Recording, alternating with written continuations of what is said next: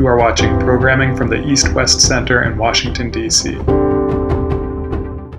Well, good morning, everyone, and welcome to the East-West Center in Washington. For those of you who do not know, the East-West Center in Washington was established in 1960 by the United States Congress to promote education, study, and exchange between the United States and Asia.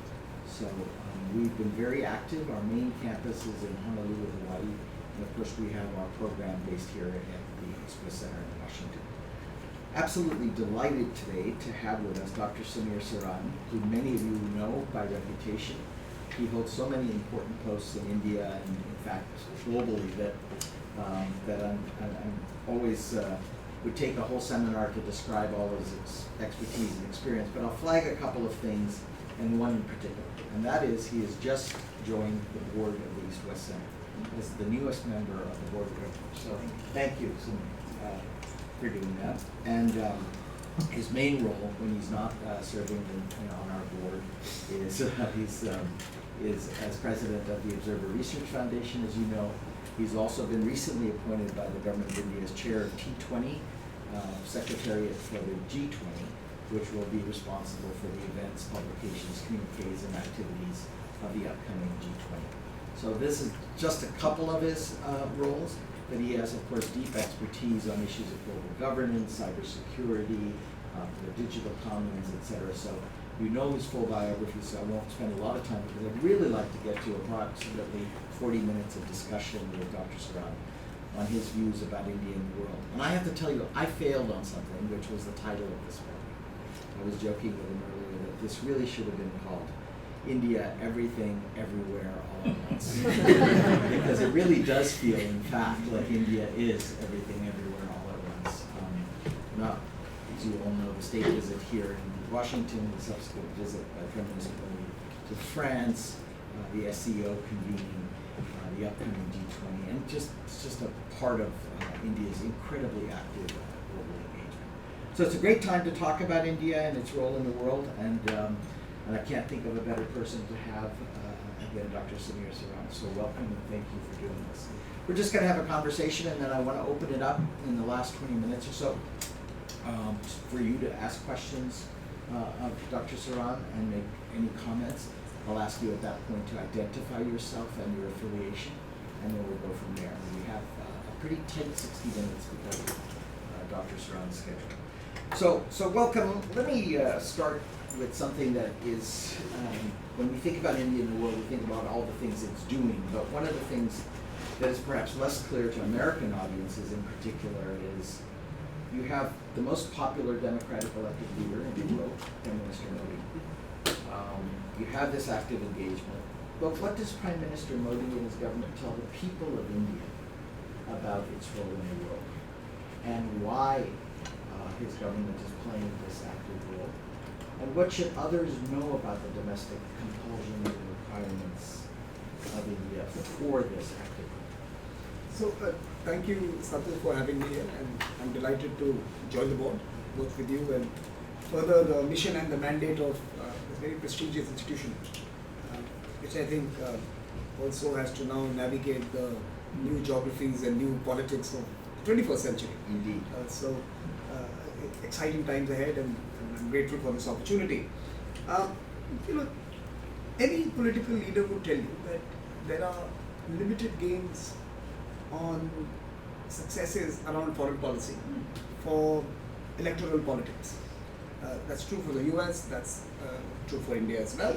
And there has to be a clear relationship between what you do in the world and the domestic outcomes that they serve. And only then do people buy into this whole process of having an active, outgoing, engaging foreign policy. So there have to be clear deliverables, or at least there should be a roadmap that should be visible to most, that we are seeking to do X, Y, and Z through these multiple engagements that we have invested into. So let me first start with your title that never was, India, Everything, Everywhere, All at Once. Look, this is a good description of India today, and I think there are two reasons for why this is a good description. We are in that beautiful 15 years arc of a nation's journey, which happens to all nations, by the way. All nations who become large and influential go through a decade and a half of transitions. Let me give you a more contemporary example. In 2007, China was $3.5 trillion. In 2021, China was close to $18 trillion. In 14 years, it added close to $14 trillion to their GDP. If you look at the years individually, you will find that only in 2 years did they touch the 10% mark. The rest of the years were 6, 7, 5, 4, 2, 8, a mixed bag of performance. It was not the fastest growing time of China's evolution. It was a modest growth period where they added $14 trillion of GDP in 14 years. Now, India today is $3.5 trillion. And so we are 14 years behind China. We started this year at that number. And I suspect that we are going to be close to the $18 trillion mark in the next 1.5 decades. And maybe if not 18, it could be 16, it could be 17, it doesn't matter. We are going to add over $10 trillion in the coming decade and a half to our GDP. And to do that, we don't require any great sophisticated economic thinking or any great policy gymnastics or political machinations. What we require are doing simple things: pipelines for water, road between villages, electricity wires to homes, internet connectivity to handsets. We have to do very basic things. We don't have to enter into a space race or into the genomics race or into live forever race. We did that when we were poor. We should do that in the 50s and 60s and 70s. We were part of the space program and we built up our scientific base and our institutions. Today, because of what we had done in the past, but also because of the determination of the leadership today itself in the contemporary Indian milieu, we are doing small things right.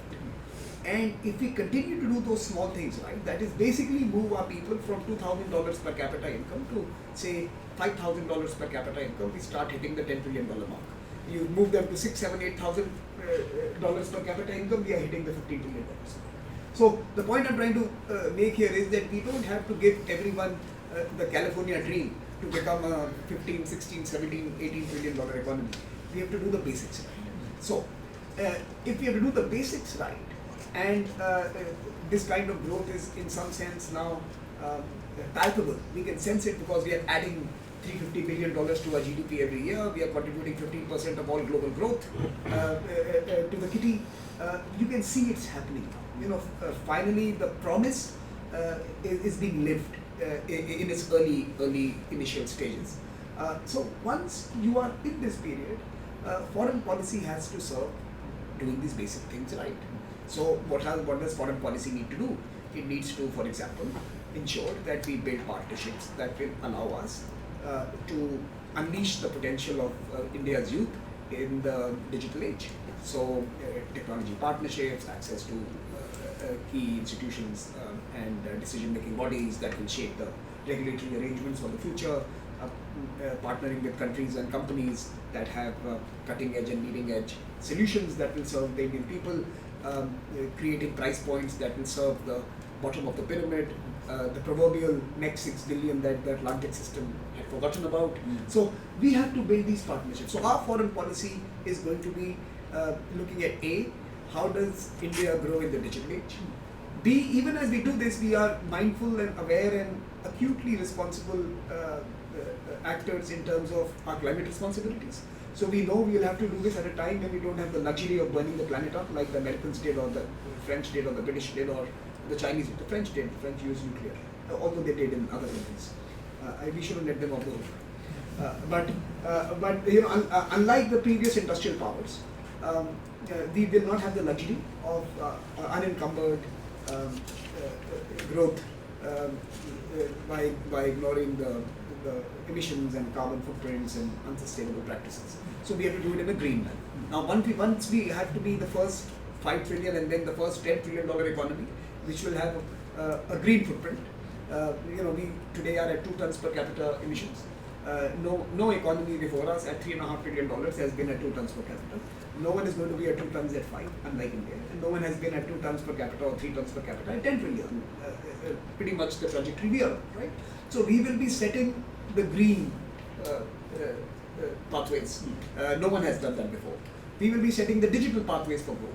Everyone else has grown in the second or first or third industrial revolution. We will be doing it over. And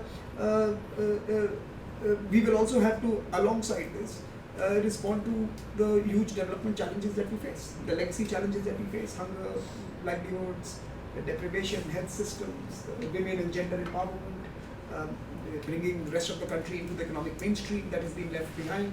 So we also have to respond to the SDG challenges. So tech, digital and SDGs are the three real consequences, and if these are implicated by foreign policy, people respond to foreign policy.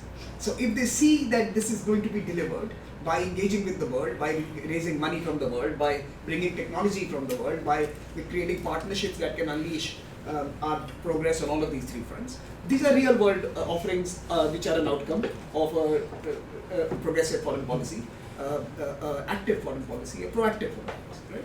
You make a very compelling case of linking the foreign policy question with the domestic drivers and domestic needs, requirements, ambitions.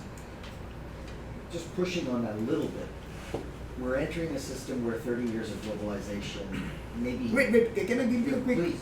Look, for example, energy security and India's ability to maneuver in this highly polarized world, and to ensure that we were able to protect our populations from crazy inflation rates and soaring energy prices during the current crisis in Europe is also foreign policy. Yes. So people see this, right? That you have a government that was agile, that was quick on its feet, that was able to negotiate with warring factions, with the American government who did not sanction them, with the Russians to be able to access the energy that we required, because we had been crowded out of the Middle East markets. The Middle East markets, which were a normal hunting ground for our energy requirements, now saw European and American buyers. So we were crowded out of that market. We had to find a new source, and we had to be agile, nimble, and innovative to be able to strike new kind of deals, ensure that the transportation of fuel over long distances, because Russia is not easy to move in large quantities. So again, that's foreign policy. So people see that here is someone whose best friend is the US and whose trusted friend is Russia. So now suddenly start thinking about it. Now this is foreign policy, right? Yeah. That you can have your best friend and your trusted friend work for your people, and that is what happened even in this recent instance. So I'm sorry, I know in DC some people don't like this, but no. But whether they like it or not, this is a description of Indian foreign policy coming from you, so it's important to hear. But it's exactly that point. We're entering a period, I think, when that fragmentation, fracturing of opportunity. There's not cohesive globalization. There may be peak globalization, some decoupling, some de-risking. So you might be able to stamp down inflation and keep energy flowing via the Russia connection in this situation, as you said. But on the digital and high-tech side, there's a different constellation of forces developing that are going to pull you away from globalization. How does India plan to manage that in service of its domestic aspirations? So I think technology is the final frontier in many ways, both in terms of big power competition, both in terms of the future of global integration. Technology obviously intuitively connects us more deeply and in multiple ways, and we've seen the benefits of that interconnectedness, currency, hyper digitalization. But now we are beginning to see that digital is also the reason for why we are divided today, both within and across countries, right? So, in this particular case, you will see that a very different set of Indian partnerships begin to surface. So let me give you two examples. Now, unlike the California model, where basically the boardrooms own you in the digital domain, or the China model, where the Communist Party owns you in the Chinese digital model, Indians in some other countries have been looking at a third way. In India, we have promoted the idea of something called the digital public infrastructure, which means that we have highways that belong to the publics, and any business can create value running on those highways. They can't own the highways, they can't collect toll on the highways, but they can collect money from the businesses that they produce using those highways, right? So India's payment stack, right? Our payment system, where we account for nearly half of all global digital payments. India is today roughly 46 or 45% of all global digital payments, multiple X of China, 10x or plus of Europe and America. It's huge, and it's been able to do this because you are allowing a Google Pay and a Phone Pay and a Bharat Pay and everyone Pay to work on a common undergirding that is owned by the public. It is not owned by any company. So there is no gatekeeping, there is no IPR on the infrastructure, and the best entrepreneurship model wins. And you are competing in the marketplace on a level playing field. So in this, you will see that India partners more with countries like the EU and countries from the EU. So for example, you would have Vestager in the EU, the commissioner, vice president. She was talking about her pushback against the cowboys in Silicon Valley, right? So she pushed back against the control that they wielded. The Digital Services Act, the various other provisions that the GDPR, for example, was the beginning of that battle with big tech. So you see India more likely to align itself with the EU. So we have a Trade and Technology Council TTC with the EU. India has only second geography that the EU has a TTC with. The first is with the US and the second is with India. You see Japan, you see Norway, you see France, you see a different set constellation of actors who also don't want to have to choose between California model and communist model. And we are creating a different set of partnerships to come up with our technology futures, because like I had mentioned in my first intervention, our future is deeply and intimately linked to the digital.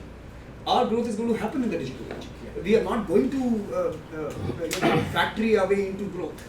We will have to be digitally savvy, we'll have to produce digital value, we'll have to create digital supply chains, we'll have to... Will that produce enough jobs, Samir? I mean, this is one question because of the youth bulge, and keeps coming up that there's this youth population, and digital can absorb a lot of jobs, but not that many jobs. And in fact, it might narrow the aperture of job growth creation if you don't have some manufacturing. And India's latest data from FT on Indian manufacturing to GDP ratio is actually declining. So one, I think that's a fair, valid policy question that needs to be responded to. I think there are two parts to this. Will services create enough jobs? That's the first part. Yes, they will. Okay. Will they be sufficient? Perhaps not.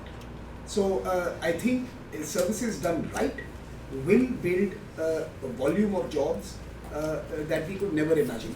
And I'm making this based on two assumptions.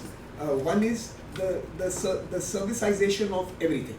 So you're going to see normal manufacturing and process activities becoming digitized and moving to services. So you're going to see a new opportunity on the servification of the old economy that will require a whole new cadre of millions of workers who will be serving the world, because we also have the youth advantage. So the service workforce is not going to be serving just the Indian digital story. Right. It is going to be serving, like remember we protected you from the Y2K bug?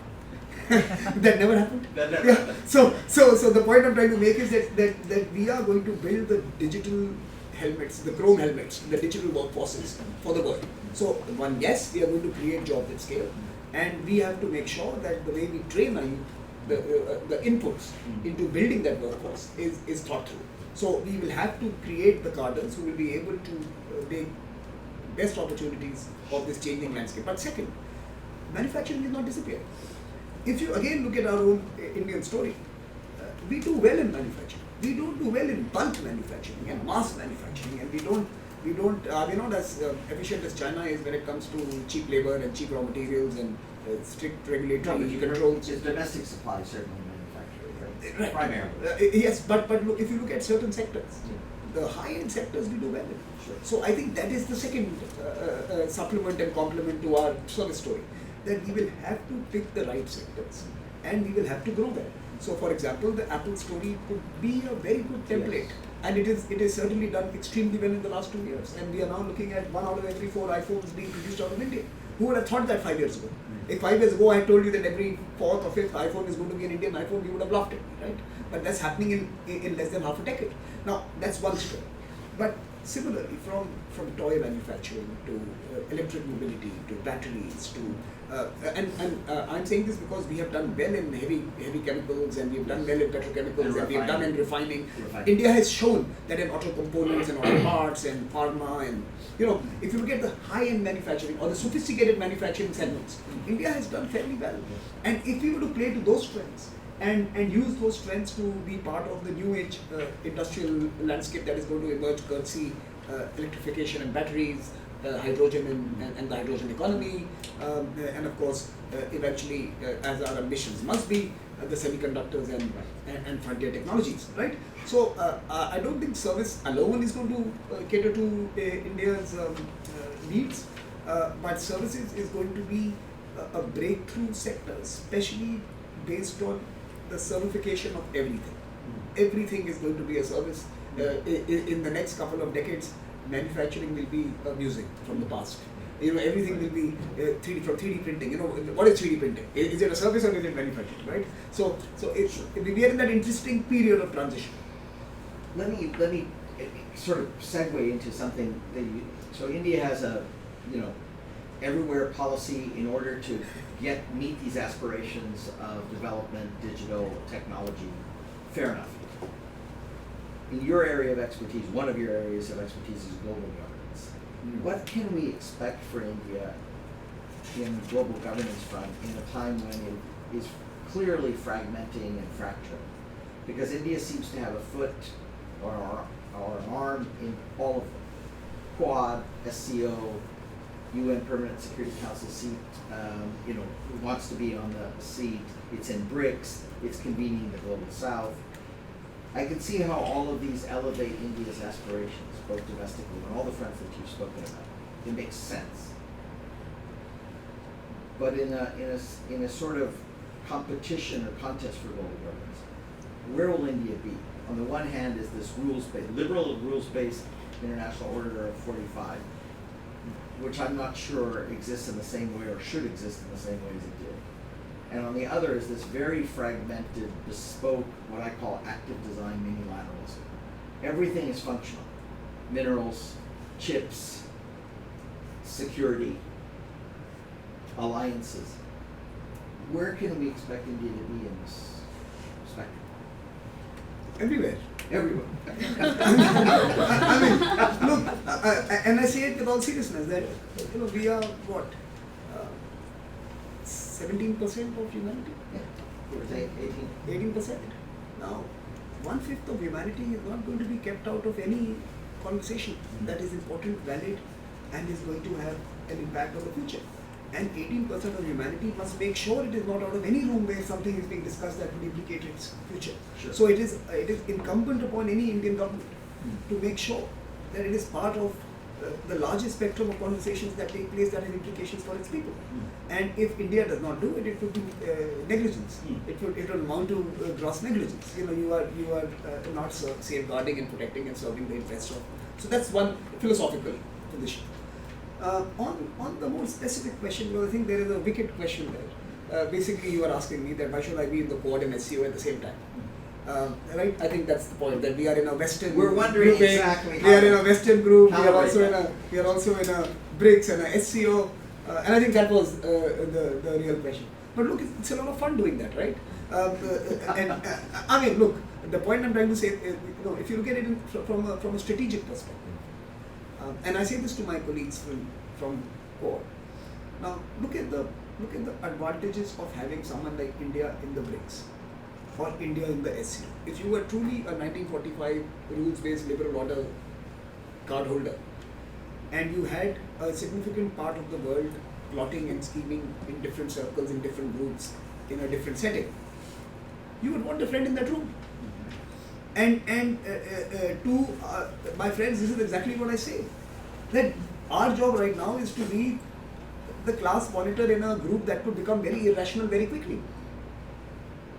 I mean, I can tell you from my own, and this is part of public proceedings, but I was in Cape Town a few weeks ago for the academic forum, the BRICS academic forum, because South Africa is the chair this year, so I had spent time there. Now, I can tell you for sure that there were only two voices in the room that said that before you start jumping onto the BRICS currency bandwagon or BRICS expansion bandwagon, is there any research? Is there any paper? Is there any study? Is there any cost-benefit analysis that has been done? Is there anyone who has tried to understand the implications of any of these? And there were only two people in the room who said this: the Brazilians and the Indians, right? So my point here is that in each of these groupings, it is always useful to have a country or actor who has a skin in the global game. India is not looking to play regions here. India's energy requirements, food security aspects, minerals, hunger, and trade footprint compels India to be a global actor. We are not going to be parochial in our assessments. We are going to be universal in our approaches, right? And then that's fine. And I actually get the point that from an American vantage point, having India in the BRICS or the Global South for that matter, or the SEO, has advantages for us. No, Global South, I'm going to come to the Global South. I don't think the Americans get Global South. Americans do Global South quite badly. And I'll tell you why. Because it's not the American mistake. It is the way that Global South has been labeled or imagined in foreign policy parlance. It's a reductive term. Yes. You know, when you wanted to say that they are miserable and they are illiterate and they have no food and they have no water and they have war and conflict and that's Global South. Global South had been reduced to a caricature of Well, it's gone through iterations. Correct. But I think that still remains the most popular imagination in the streets. I'm not talking about the thinkers and the policymakers, but I'm talking about the streets. So when you say he's from a Global South country, no one is going to say he's from a country which has more digital payments than your city will ever have. No one thinks about that. They think about lack of sanitation. The images that are associated with being Global South are reductive, are wrong. So Global South. Let me just try and very quickly.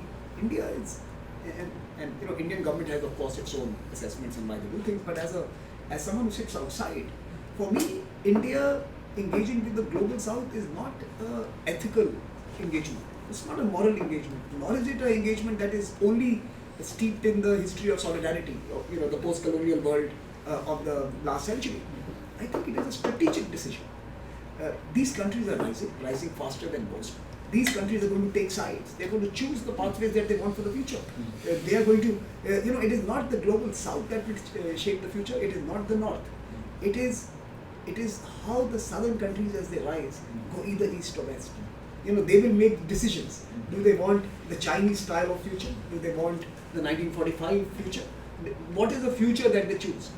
How they make choices in the next 10 years will decide the real complexities of East versus West and liberal versus non-liberal and authoritarian versus plural. Those decisions are going to be decided by these 100 odd countries that rise over the next decade and decide what they feel comfortable with. So India's engagement with them is a very forward-looking strategic engagement. We don't want to be caught by surprise and have countries of the Global South on the corner of those who are trying to reshape our borders. So it is an imperative, and I guess I'm slightly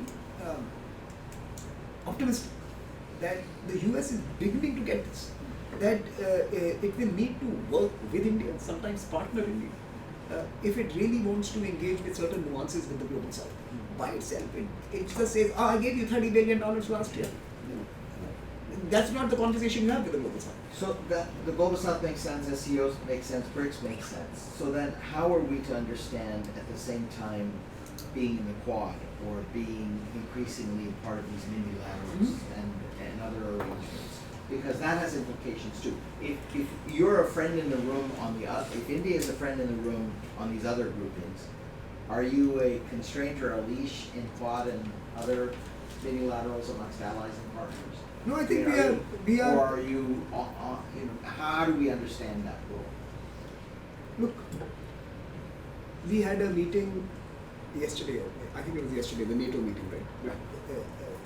In Vilnius. Now, was America a constraint in the room, or was it an enabler in the room? Depends on the issue. For example, I would argue that we had this big disappointing statement by Zelensky on not being, admitted into NATO. Now, do you think that decision would have happened with America or without America? I'm just asking the question. So I think countries with size, countries with a global footprint, countries which are implicated by what happens around the world, take realist, sensible positions. And India is that actor. India brings reality back into conversations and does not allow the margins of either side of the political debate, strain the fabric of internationalism. Internationalism requires a degree of gravitas and moderation. And I think India is a sensible voice in the room. Quad, let me tell you the biggest benefits of Quad, which I don't think people get it. Can you imagine a AUKUS arrangement happening, a nuclear tech transfer taking place in the Indian Ocean region without a Quad already being in place? India would have been on your case, ASEAN would have been on your case, the East Asian would have been on your case. Yeah, that deal would have been dead on arrival. That deal has gone through, and that tech transfer is possible because Quad gives it a cover of respectability. That yes, India supports us, Japan supports us, Australia supports, the ASEAN says also because India is there, we are fine with it. So you have moderated some of the most crucial, difficult partnership outcomes through the presence of a buffer mechanism. And I think Quad serves the purpose of allowing America to do its crazy things in our region because it partners with us, and allowing India to do the crazy thing it does because it partners with the US. So our position on Russia, our position on the current conflict it would have been very different had the Quad not existed. Quad gives India the room to maneuver to take a position on Russia that it would have found very difficult to had it not been in this intimate grouping called the Quad. So Quad benefits India, Quad benefits the US, Quad benefits. These are flexibility mechanisms. These are modern day friends with benefit relationships. These are, I call them in one of my articles, the limited liability partnerships, where we work for common purpose and common outcomes, and we don't carry the emotional baggage with us back home. So we have come here to do X, Y, and Z, we do X, Y, and Z. Then we can do 1, 2, and 3 with someone else. Though I must say, with or without Quad, and all of that may be true what you've said, my assessment is there's pretty high demand signal for the United States in the region. I mean, there's a very strong demand signal to keep us in, and if the Quad or AUKUS keeps us in, I think it's quite acceptable to much of the region. Correct. It makes it easier to that. No, again, if you look at the region, it's a very interesting question. America had assiduously built the Asia-Pacific architecture post 1945. Put together certain treaties and alliances, certain partnerships, corporate activities, business headquarters. It was a political economy of a new Pacific that had emerged in the previous century, right? Now, because of the rise of China, that geography is compromised.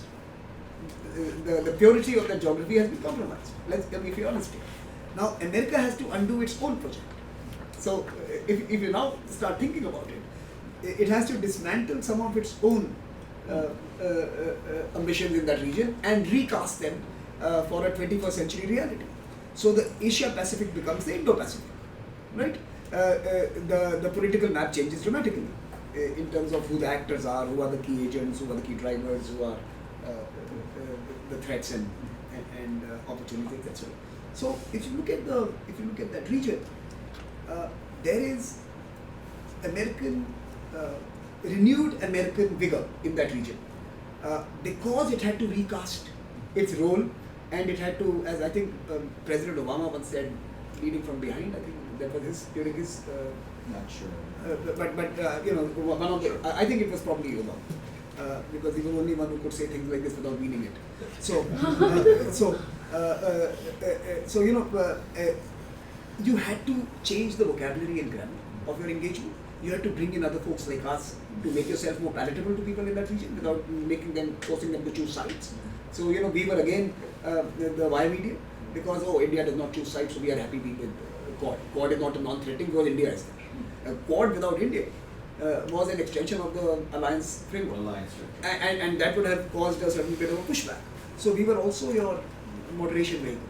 So we do exactly what we are meant to do in these regions. You want us there to be able to moderate your extremities, and we do that. Fair enough. I'm conscious of time. I want to give the audience, we've got a terrific set of folks here to have a chance to ask you questions.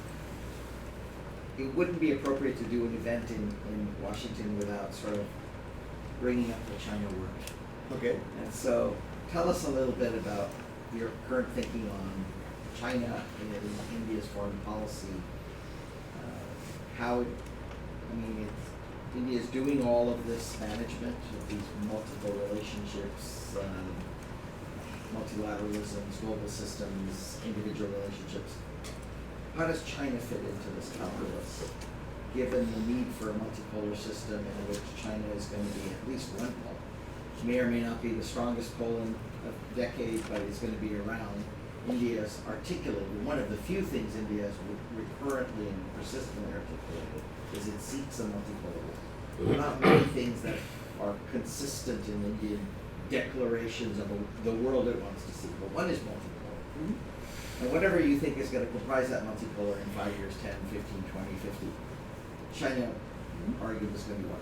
So how should India deal with that, given its other equities, given its state visit to Washington, its, as you say, movement with EU, its role in these different organizations?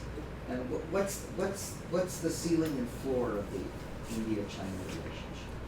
Look, I don't think in Delhi anyone disputes the fact or is not cognizant of the fact that China is going to be one of the most important actors. The pole, the biggest pole. China is going to have a significant role in the days ahead. It already does. I don't think anyone has to wait for China's emergence. China has emerged. It is now, we are describing what exists rather than predicting what is going to happen. So China is a pole. The problem is not China being a pole. The problem is that China is okay with the multipolar world, is not okay with the multipolar Asia. So the Chinese proposition is different. That it's okay with the US and a couple of others being significant global powers, having influence and arrangements to manage their interests. The Chinese don't see any role for any other power in Asia. So it wants a unipolar Asia in a multipolar world. And that is where the conflict between India and China truly resides. And maybe Japan. And Japan as well. The Chinese challenge for India, therefore, is to do a few things.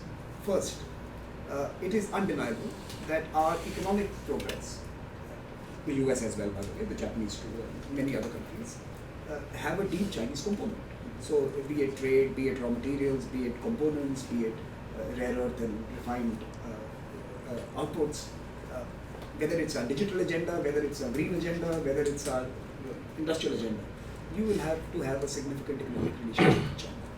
So the first is, how do you have an economic relationship with China which is fair and which is de-risked from the weaponization of it by the Chinese, right? That's the first part. So we all have to start thinking cleverly about de-risking and diversifying and all the work we hear out of DC these days. Those are real words. We all have to find ways of securing our economic lines in case things go south with China. Absolutely. Even though we all realize that we have to deepen our economic ties with China. So that is the paradox we need to deal with. How do we deepen the relationship and de-risk it at the same time? And that is what defines the economic approach to China. That's one point. And I think that's what Treasury Secretary Yellen's visit is kind of showcases, is this attempt to manage this risk and resilience. Correct. Although she didn't have to bow down 3 times. But yes, I think that may have been the intention. Now, that's one part. Now, one way of playing a strong economic hand with China, and we have seen this through the Chinese model itself, how China dealt with the US, for example, would be to create political and security muscles for yourself. So, if I want a beneficial economic engagement with China, I have to build the capabilities, military and security capabilities that make Chinese adventurism costly for them. So, area denial of a new variety on the Himalayas, in the Indian Ocean, is what India needs to invest into, so that we could do exactly to China what China did to the US. That making the free movement of American crafts and ships and vessels difficult. America has to announce it is now moving. Earlier it used to be its own boat. If you send its boat in its own pond, it's changed. So over the next 10 years or so, we will have to build security and political muscles to be able to keep them off from seeking to be adventurous on our border. That's the second part. But the third part is that the Chinese also have a global impact. And there are new geographies that are emerging which are crucial to us. For example, Africa. Crucial to India's future, both in terms of food, trade, raw materials, energy. Name it, and we are joined at the hips, we are going to grow together. We are going to be rising together. So we are 1 billion plus people, geographies that are going to be growing at a similar rate. So China has huge influence. So similarly, Latin America. You want rare earth, you want certain other key inputs, and the Chinese are all over that part. It's by America, it's from China. You go to and do a simple, he's my friend from Argentina sitting there, he will tell you, all their lithium mines would have some hint of Chinese ownership somewhere. Sure. So, that's the reality there. Now, so the third thing India needs to be thinking about, because of this reality, is that how does it punch above its weight? We are only $3.5 trillion versus $18 trillion. I just mentioned that. So we are only 1/6 or 1/5 the Chinese size in terms of our GDP. But how do we remain engaged with these new geographies that are vital for us 5 years, 7 years, 8 years from now? So we also have to preserve key geographies for the future. And there we need partnerships and work with the US or work with the EU or work with Japan or work with like-minded countries and be able to put together propositions that are able to allow us space to have significant, meaningful engagements with them. So for China, for us, China is how do we have a sensible economic relationship? How do we create political muscles? And how do we compete with them in certain key geographies so that by the time we get to 5, 6, 7, 10 trillion dollars, we have not lost them already, right? So we already have to start playing in those new arenas that are emerging on geography. But principally, I see the limit. I see limits to the relationship. I see limits to the relationship because I think the Chinese have lost a whole generation of India by what happened in 2020. A whole generation of India, which is if you look at the under 25s and the 500, 600 million under 25s, they've lost a whole generation. And it will take a while before that can be repaired. So today, the approach to China is, there used to be trust but verify. Today, the thing is, even if you verify, don't trust. And it starts from that space. So it requires a lot of effort to move it beyond transactional, tactical trade. The core sectors, the key areas of the digital economy are all going to be off bounds for the longest time. And the Chinese have no move to relent. I think they have reached the conclusion that India is a material for their current project, right? And you brought that up, so I do want to end on this question because I know issues I specifically left off the U.S. and a couple of other questions, Russia and other things, neighborhood policy, because I think we'll get to those in the Q&A. I want to end on one question I'm trying to understand. What should we understand here about, if there is a consensus or near consensus in India, about what China wants India to be or not to be? You mentioned it doesn't want a multipolar Asia, a hierarchical Chinese-led East Asian order. Fine. But historically, India has not been relevant to that hierarchical East Asian order. So is the consensus in Delhi that as long as India is kept out of any role in East Asia, that's sufficient? Or is it more ambitious than that? India cannot be allowed to emerge as a pole. What is the spectrum of thinking about? I think China's that old lazy thinking in India that don't look at East Asia and China will not look at South Asia has been destroyed a decade ago. South Asia is today the Chinese playing ground. They are all over South Asia. I think any romantic notion that we could have certain regions of influence where the Chinese would respect, that has been destroyed by the Chinese. Right. So the Chinese are not interested in giving us space. They are interested in being in every space, managing all spaces. The consensus in India is that you will have to develop muscularity to keep the Chinese at bay and keep them honest and rational actors. And which is more important muscularity? Which muscle? If it's bicep or tricep, is it economic or military? Which should be a priority for India to deal with China? And again, I think let's take a leaf out of the Chinese book. At $5 trillion, I'll have a defense budget of 100. At 10 trillion, I'll have a defense budget of 200. So I think as my GDP grows, my capacity to deploy more resources on building these muscles increases. So I think growth first has to be an agenda. And therefore, even at a time when we had 200,000 troops or thereabouts, facing off a similar number from the other side on the Himalayas, we still manage to grow at rate, because we are not going to shoot ourselves in the foot. We need to keep growing the economy, to keep building the capabilities to keep the Chinese at bay. Sorry, that was like a poem, but sorry. So we need to do that. Thank you. So our new board member from the East West Center. I'm going to try to take as many as possible. I might I'll write them down. group them together, so maybe get prepared. So let me start off, be a rightist. Let me start with Nirmal, Nilanthi, and young. Please just introduce yourself when you have a chance. Nirmal first. Thanks. I'm Nirmal Ghosh. Speak loudly so the microphone for the live stream can capture, Okay. and I'll repeat your question. Nirmal Ghosh from the bureau chief of the Straits Times here, and also an alumnus, by the way, of the EWC. We hear a lot of rosy things about India's demographic advantage, biggest population, youngest population, and so forth.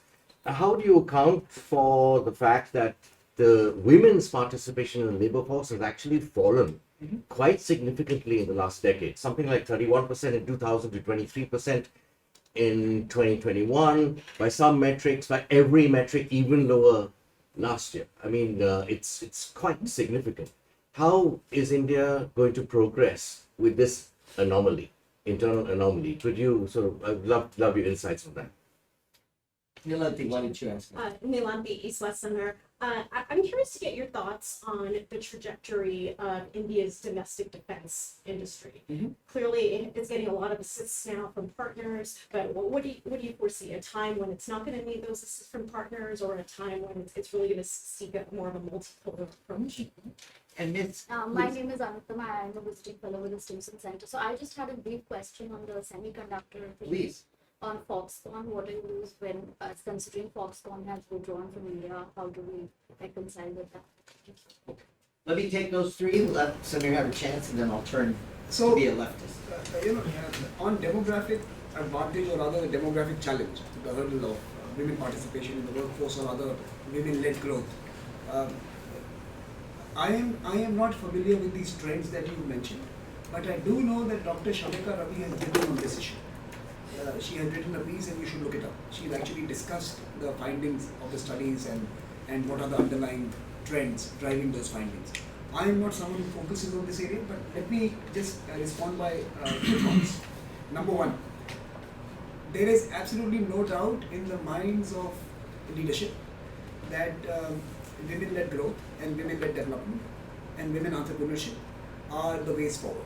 So from every national scheme that could encourage women participation and onboarding women in key economic activities, around the digital sector, to loans and inclusion, financial inclusion programs, you've seen efforts by leaders recognizing that this is something that needs to be responded to. Clearly, this is not something that is hunky-dory. It is something that is both a development opportunity as well as a challenge, and it requires instruments and tools. My quick take is that what has started in the last few years by bringing on special schemes, mudra schemes for women and for women startups and women cottage programs, rural programs, rural business models, will take a generation. It's not going to change in 5 years. It's not going to change in 7 years. But you will see in the next, suddenly in 2030, you will see them bear fruit. You will see numbers change. You will see women emerge. But it is not going to happen through something without deep tier 3. So what we call the tier 3 of governance participation. It has to be far deeper than just announcement of big policies as a center. And this is a space we must watch out for. I am not someone who is competent to dive deeper into this. But that this is a challenge and an opportunity is something that is apparent to everyone who is working on India's demographic. The other demographic reality that no one talks about is that even as we think of ourselves as a young nation, we have a burgeoning over 60 population. And over the next 10 to 15 years, we'll have more old people than EU and Europe. And they had 200 years to prepare for them. We don't have the same time frame. So we also have to start thinking about the aging part of our workforce in the middle of the century and thereafter. So I think that's the second challenge. And therefore, let me go back to my opening remarks. I think the next 15 to 20 years are crucial. This is an important window for us. Many things that are favorable and positive today may not remain so by the middle of the 21st century. And that's why I'm sorry I could not give you more on your special gender question, but Dr. Shamika Ravi has written on this. I know that because I have seen that paper. Not read it, but I know that paper is out. Domestic reforms or defense industries. Look, I don't think it's going to be an exclusive internal-looking industry. In fact, all cues point to the fact that India wants to be part of the global value chains around the defense sector. From Lockheed Martin producing stuff in India for their F-35s to Tata's joining for GE. yeah, to GE engines. So I don't see that you are going to have a pure indigenous homegrown defense industry.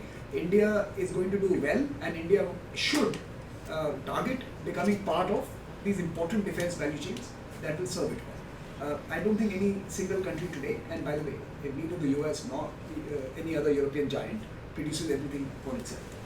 They are going to be integrated value chains, and India would do well, would be lucky, and would actually benefit if they become part of some of these. Even getting entry into these is not a given. It's not as if anyone is waiting or inviting India to come and join those value chains. So we will have to be really smart and offer something really significant to the partners if we want to be part of those value chains. But the other aspect that you have to also watch as you study this particular aspect is that India is also now becoming a defense exporter. And you saw, you were talking about Jaishankar and Prime Minister Modi everywhere, but also Rajnath Singh is everywhere. Sure. So even he's being everywhere in ASEAN countries, from Philippines to I think Malaysia more recently. Sure, So, Vietnam. So you are seeing India as a defense supplier.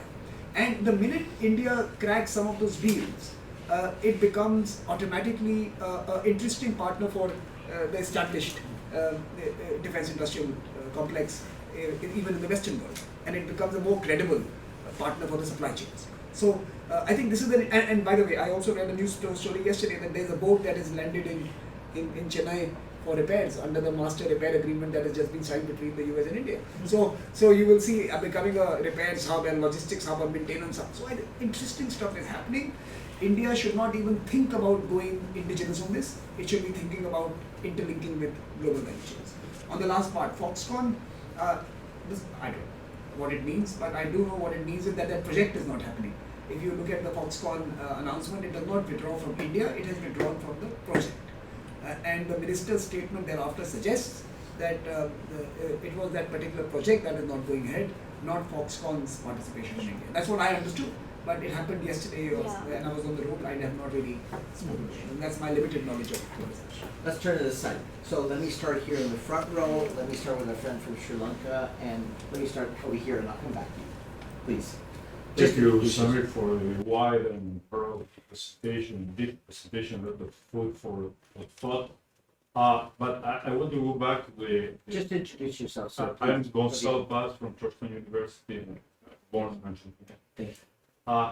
But my question is about the topic of governance that was mentioned before. So this year has been very intensive about the multilateral aspect. A lot of change going on at the same time. So I have a three-pronged question. The first is the future of G20 that you are deeply engaged in this year in India with the summit in September. The second is about the possibilities of expansion of BRICS, which is India's position on this, and at rate with members, which is the future about this. And the third question is also about the future. President Biden mentioned this year that it's open for a deep reform of the Security Council, and this has been, although it's an old structure of the post-Second World War, it's an issue that has been always important for India as objective of foreign policy. I would like to have your take on this future aspect of. Great question. Hassan? Thank you, sir. Hi.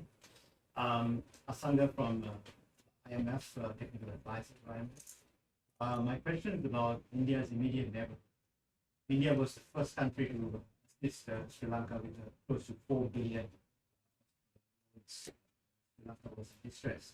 So right now you have Pakistan, for a BFF program, 3 billion, Bangladesh, 3.3 billion. So you have a kind of a immediate periphery in distress, and significant amount of debt, and unsustainable projects. Has there been a shift in India's foreign policy, neighborhood first foreign policy? with this distress as well as Okay, we'll take the last question. Please. Thank you, sir. Raghuveer Goyal, I'm a journalist in Washington from India Globe in Asia today. I witnessed the Prime Minister Modi's visit to the White House. First time, and he was given a hero's bath. First, China was avoiding US meeting and greetings, but when they found out Prime Minister Modi is coming to the White House, it would be a very big give and take between the two countries. Finally, they, of course, Secretary of State was there. My question is here, China was watching from top to bottom about Prime Minister Modi's visit and all the agreements between the two countries, especially defense and economic and others. Where do we stand as far as this triangle is concerned, India, China, and US, because what President Biden is saying that, and Secretary of State, and of course all the US officials, that China is competition for America. The same thing for India. So China is trying its best that India should not come up in any way beyond China's growth. So where do we stand about this Prime Minister Modi's visit to the White House? It was a very big deal around the globe. Thank you. So you've got 3 questions. Great. So on the G20 and its future, look, we are lucky in the world today that the G20 is being presided by a series of developing countries. And perhaps they are the only rational actors in the group. So you had Indonesia, India, Brazil, South Africa. You have 4 couple countries. This is the most contentious period in current times, where the world is sharply divided over Russia. I mean, I want to flip it. If you had a European country as a chair of the G20 in these times, you don't have a G20 anymore. So we are first lucky that we have, coincidentally, sensible nations who are going to be taking this process forward, and perhaps will ensure that the G20 survives to fight another day. I think at this time we have to make sure that we continue to develop and strengthen the habit of talking in this group, talking about things that matter, even though we can't see eye to eye on some crucial questions, especially our European friends. And Who follows India in the G20? Who's the next? Brazil. Brazil is the next. Yeah. So we are very lucky that we have a series of countries who are now going to make sure that this process does not collapse.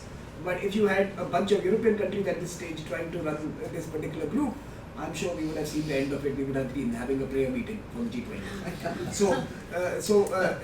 But let's be honest here, tough times.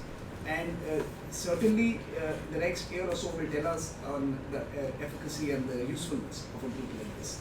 I suspect if we see the trends that we have witnessed in the last few years, you might have smaller groups, G11 and G12 and some other breakout groups for some other purposes. You're going to have fit for purpose groupings working on different things. I think the AI alliance on democracy of 11 or 12 countries could be one of the indicators of where things might be moving. Right? So G20 is going through tough times. Good news that we have sensible people steering the ship, and we might still get to the other side. On BRICS expansion, I don't know the Indian view. I don't have a ear in the discussions, but my view, not a bad idea. But I think we need to understand the implications of the addition. Are we including bad debt into the group? Are we including albatross around our neck? What is the contribution that the new member brings? Is it symbolism or is it substance? When we moved from BRIC to BRICS, we did the symbolism effectively. We brought the emerging country, developing country to the mix, much smaller than the rest. Do we want to proceed down that path, or do we now want to add some heft? So if it should be a Saudi or a UAE or a country with a large sovereign fund, bring them in and use muscles? Should it be a country with large populations and development and climate implications for the future? So I think there are questions we need to answer before we start talking about expansion. Is it likely to happen? Again, I can say that 3 out of 5 are very keen that it happens. There are 2 rational voices still in the room. I'm sure there will be some expansion at some point. Your guess is as good as mine. You could see. You would not bet against it, right? On the Security Council, enduring saga, first time you have a process where you need a consensus before you begin negotiations. So That is what basically the current state of the UN Security Council processes, that you can't even put out a draft document because you want a consensus before you can put out a draft document. So first time you need a consensus before negotiations. And I don't know what the purpose of negotiation thereafter would be. So If you have the consensus. if you have the consensus, right? So it's a completely flawed process, which I have said in one of my previous interventions, continues the colonial project, where literally the, the, the brunt, the burden of the war was borne by the colonies, and the privileges of peace were shared amongst the allies and their the victors and their allies and all those colonial masters of the past. So I think it is an eyesore, it is an unethical, immoral body, and I'm not surprised that it is defunct and useless today. Unless it reforms, you will continue to see mushrooming of other groupings that will try to do what the UN should have done. So UN is in serious trouble unless it reforms significantly. On China, US, India triangle, sir, I agree with everything you have said. I could not find the question there, but you are right that China is watching us. You are also right that China has certain assessments of where India should be allowed to grow to, etc. But I think let's be very clear here that the US-China relationship is not as monolithic as you make it out to be. I think the US wakes up every morning and decides what they want to do, China, how they want to behave with China on that particular day, and sometimes it's different. So if you are sitting in New Delhi, you see these different noises coming out from key US leaders on consecutive days. So I know there is a harsh and tough side of US-China relationship, but I also see an increasingly conciliatory and sometimes softer approach to China in more recent times.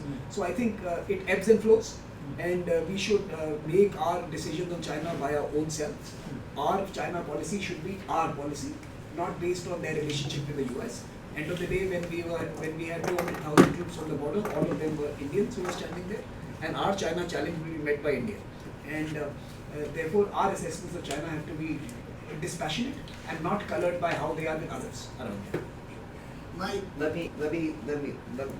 just want to get in other people.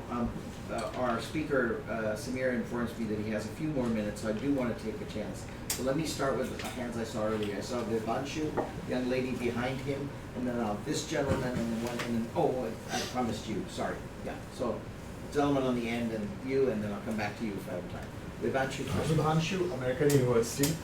My question relates to India as an everywhere power and how it conceptualizes its role in its neighborhood. And case in point here is Burma. A lot has happened last 2 years, and it seems like India has totally shut down its doors. It just doesn't want to do like any proactive engagement towards improving conditions in Burma. On the other hand, it seems like it's engaging with the officials, the military officials, the junta regime. So, is this the what's called Sabella Sudhab Kutumbakam role conceptualization, or is something different? Thanks, Vivanshu. Yes, please. Yes, hi. My name is Ankita, graduate fellow at McLarty Associates. My question is, our conversation around today was centered around India everywhere, all at once, and India is also flexing its muscle for the past decade or so. But if we look at absolute numbers, you mentioned India stands at $3.5 trillion today, where China was in 2007. But even if we continue to grow at 6 or 7%, by the time we reach $5 trillion, China would, our difference with China would increase, would widen by like $22 trillion, which today stands at 14. With the US, it today stands at around 21, it will go up to 29, 30. So as the difference increases, do you think that a 6-7% growth rate that you mentioned would be enough? Or should India's approach be more, it should be more measured, and instead of thumping its chest and talking about India as the next power? Okay, and then I'll just, I'm sorry to take, this is the last round, so yes, please. Yeah, hi, Akshob, you at ISPF, and just want to combine a few Could you things just here. give us that acronym in?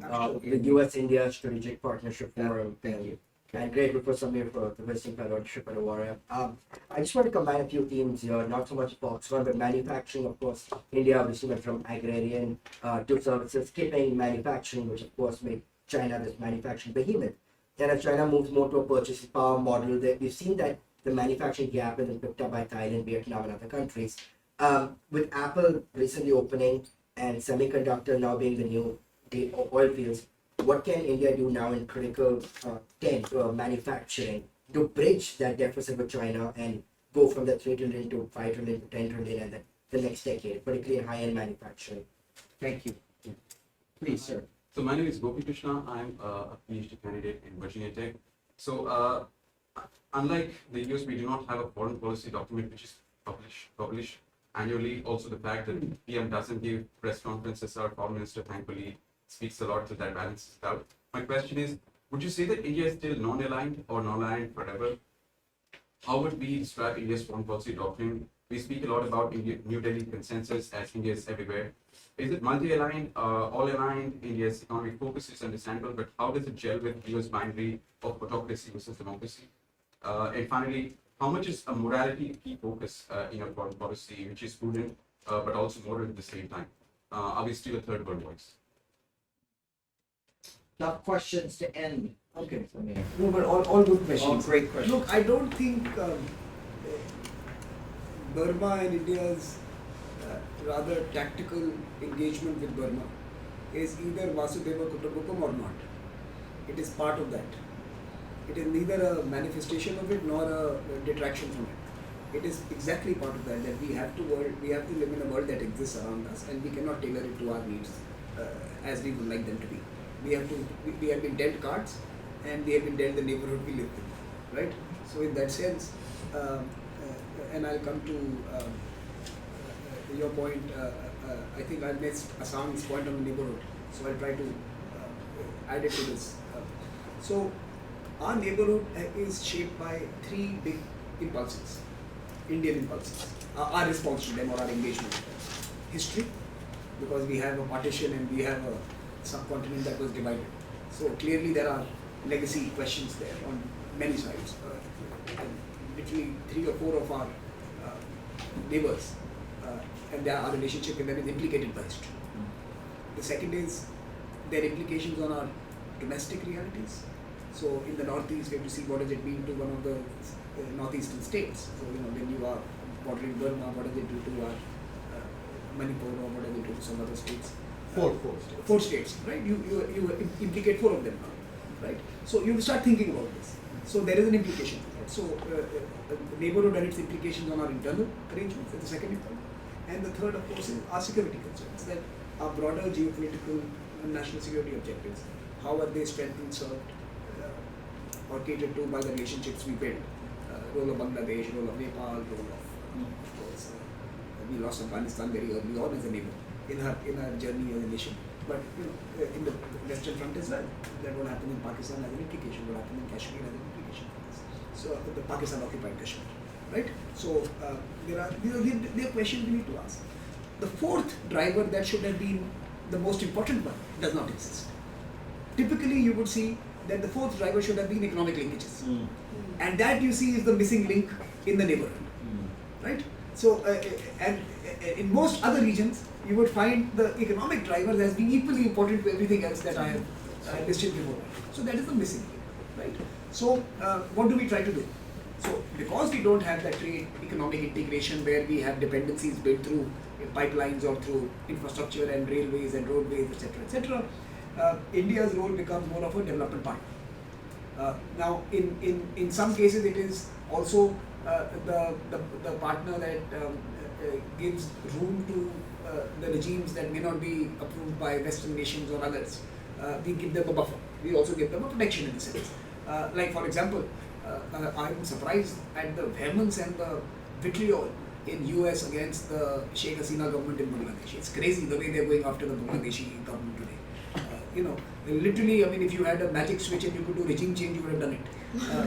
And then you would have got the extremists in power there.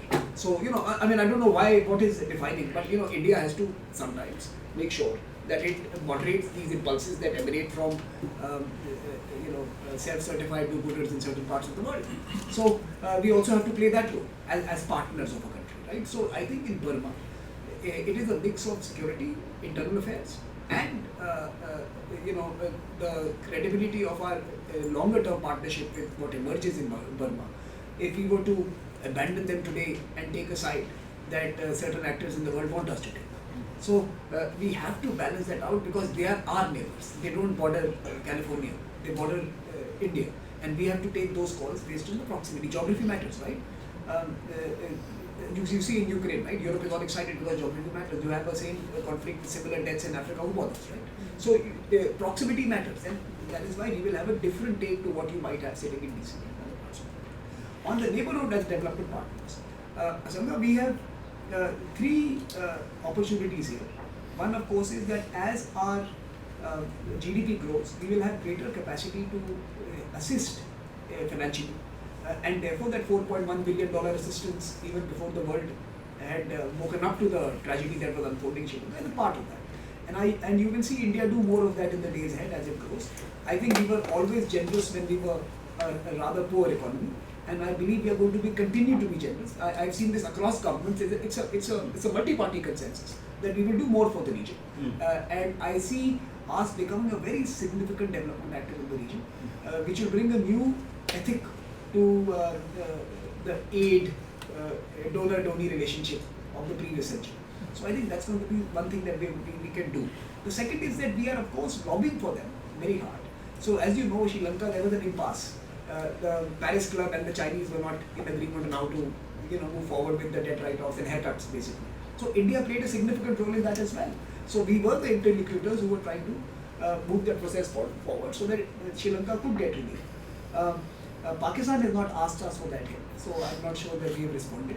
But Pakistan has friends in other parts of the world who are working on that, on similar arrangements, and they have also now got a bailout more recently. But India will play that role in the region, and when people do need it, I think people are forgetting that when you had that terrible floods in Pakistan or the earthquake in the early 2000s, in the middle 2000s, there was a lot of assistance in helping. Even Turkey, for example, was not necessarily a best friend on 6 days of the week. We were the first responders, or we were part of the early response post the disaster. So India is going to play a bigger development partnership role, financial assistance role in the days ahead. But it is not going to sit down and tell them to change their economic policies. So that is going to be, don't expect India to do what DC does to Delhi, that change your telecom policy, change your semiconductor policy, India is not going to do that, not yet at least for the next few decades. So let me come to Ankita's point. Look, chest thumping is never good. The difference between Xi Jinping and Deng Xiaoping is just exactly this. He said, hide and bite. And I think we have to learn that. Hide and bite also. Turn of the century, we were a few $100 billion, less than $1 trillion, basically, if you look at the turn of the century. We are at 3.5.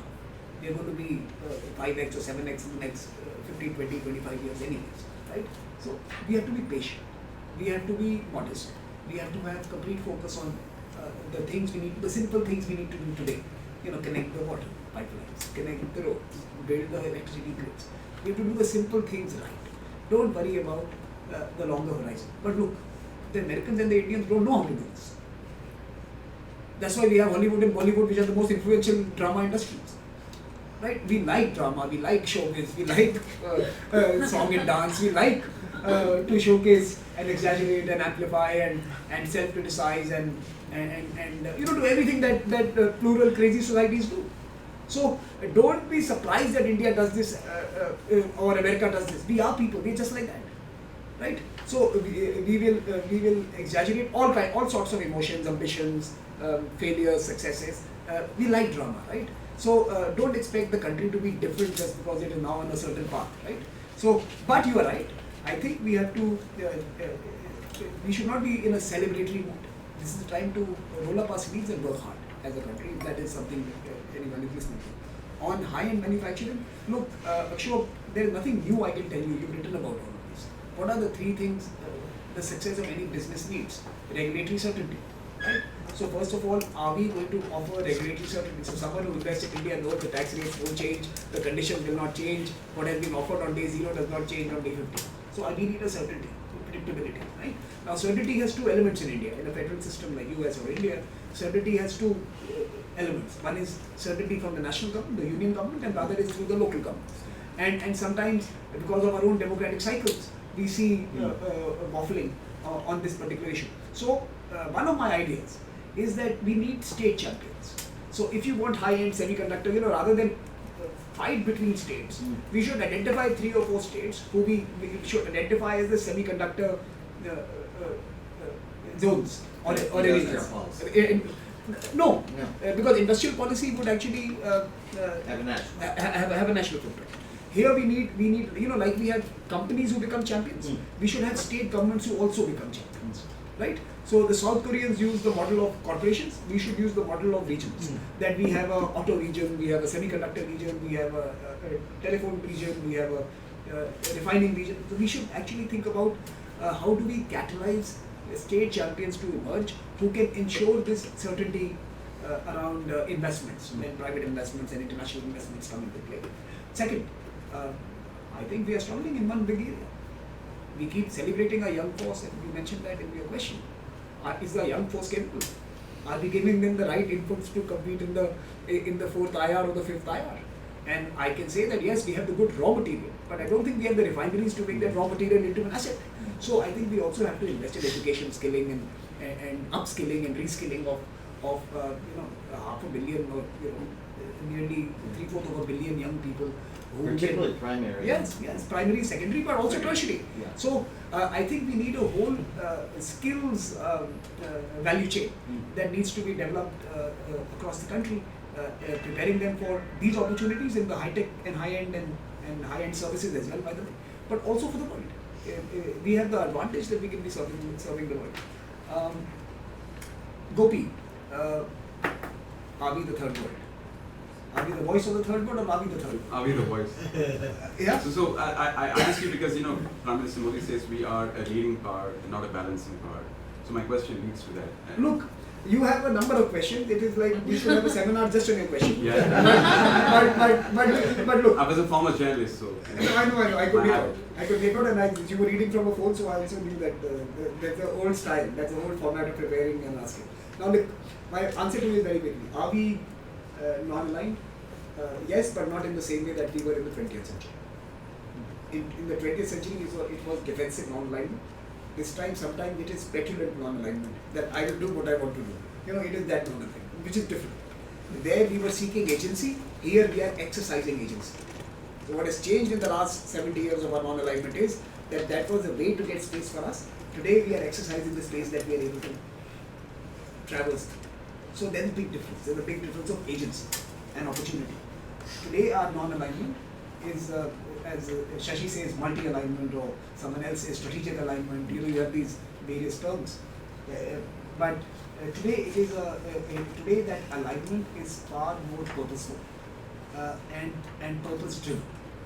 So we know why we are investing into certain relationships and for what purpose, and we have the ability to make it happen. And therefore, if we can play with the Russians and the Americans in the same day, for example, at the Ricina dialogue, you have Lavrov and Anthony Blinken speaking from the same stage. It is not non-alignment. It is the fact that we have an aligned relationship with the Russians on a certain aspect and an alignment with America on a wider set of questions. It was alignment and multi-alignment at play there rather than non-alignment. So we are not. So I think it's changed from the early days. Are we the third world? Again, third world is a pejorative. It is a reductive term. And typically we should not celebrate someone identifying as third world, especially in a country, in a city which is so woke. We should not use these words anymore. Everything is cancelled. We should cancel these terms as well. I mean, the point here is that can we claim to be the voice of the third world, and we have to be very careful if we want to be that. That's my 2 points. So, do we have the claim to be the voice of the third world? Or as circumstances change, you lose the affinity to whom you speak for. So that's one thing you need to start thinking And about. there's a historical example at Bandung of just doing that and losing it. Right? So I mean, that's one part. And second, why are we doing it? And I think that is equally important. Someone mentioned the word morality, and that was you, right? So, is a moral argument a complete argument in real politics or in the world of today? And how do we get morality infused within more decisive arguments? Right? And I think that is what perhaps India's role should be. That how do we take an ethical, moral, historic partnership with those who attained their independence with us and those who were emerging with us in the 20th century, and place it in a 21st century grammar that leads to better economic outcomes for them, that gives them more political agency, and that leads to development pathways that benefit them. So, just beating our chest on morality is an incomplete task that India must think of. But couching it, or rather framing it in a manner that leads to certain political, economic, and social outcomes that benefit all of us, must be the responsibility that India should take upon itself. And I can tell you three things. Our development agenda, India's development experience already, for example, I mean, it could be the DB, direct benefit transfers, it could be the national ID project, it could be the payments, the bank accounts, the financial inclusion projects. All of these are open source and available to everyone who wants to use it. We have not built an intellectual property gate around it. These were public goods for us, and these are public goods for everyone. So the digital public infrastructure idea in the G20, we have a website that tracks the number of countries who are using India Stack framework for their own system, 12 plus countries already and counting, and large number of people signing up. So I think those are the things we could be sharing. Similarly, around being able to reduce the cost of LED lamps, low cost solar, low cost wind. The Chinese and the Americans and the Europeans might be discovering the innovation and the manufacturing capabilities to produce it, but we bring down price points like no one else in the world. Price comes and dies in India. Seriously. So that is also an innovation that we should be able to share. How do we use our manufacturing bulk to be able to create for smaller islands solutions that are reasonable. So again, that's the second thing that we can really share. And finally, I think we have to find ways of bringing our states into play. We need to, we have to federalize our international engagement. That we have to get some of these key states who have really good stories to share, and make them, for example, I was in Shillong a few days ago, and Meghalaya has biodiversity policies, and they are giving cash transfers for protecting trees. Now, for example, you take that and you go to Barbados, they have far more conversations in common and realities that they share than India and Barbados. So I think India has to use the power of its, it's a tool for us. It's actually a force multiplier, that we can actually have geographies that relate with other countries, and can we create conversations amongst them to use the full might of what India possesses. Its natural diversity is going to be something that we should be thinking about, and that benefits the third world, as you call them, or the emerging countries as I call them, emerging economies as we should refer to them, as their most important partners. So that is the kind of relationships we must form, even as we continue to benefit from our deep relationship with California and other big economic hubs. But that's the future. Thank you, Samir. You've been extraordinarily generous in your time, in your expertise, and so much, we've covered so much ground. I'm not obviously going to even try or want to summarize it, but I can end this seminar by saying two things. One, for the East-West Center, India and the region of South Asia, in the context of the entire Indo-Pacific, is really emerging as a very critical country that we want to engage with.